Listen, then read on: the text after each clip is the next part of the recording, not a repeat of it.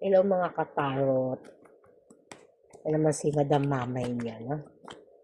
Ito po yung energy na nakukuha natin. Ha? Ito po yung connection, no? Na parang dati na kayong naging kayo. No? Ah, ang ex-person ko ba ang mapapangasawa ko? Timeless reading lang po ito, ha? Kung kailan nyo lang po ito makikita, no? Ito'y para sa inyo, ha?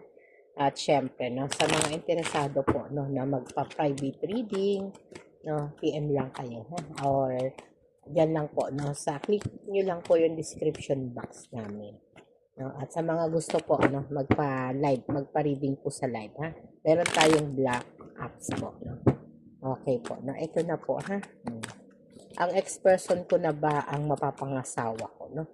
Ito yung energy po, no, na talagang nagkaroon kayo, ha, ng relasyon o connection, no, na talagang sasabihin natin, no, talagang naging kayo, no, yung relationship ninyo.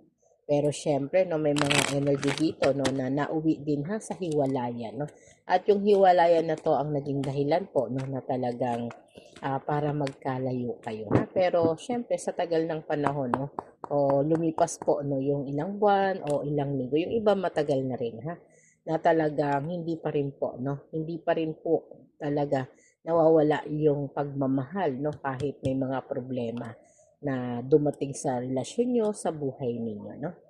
At ito po, no, yung energy na nakukuha natin, ha, no, ang ex-person ko ba ang mapapangasawa ko, no.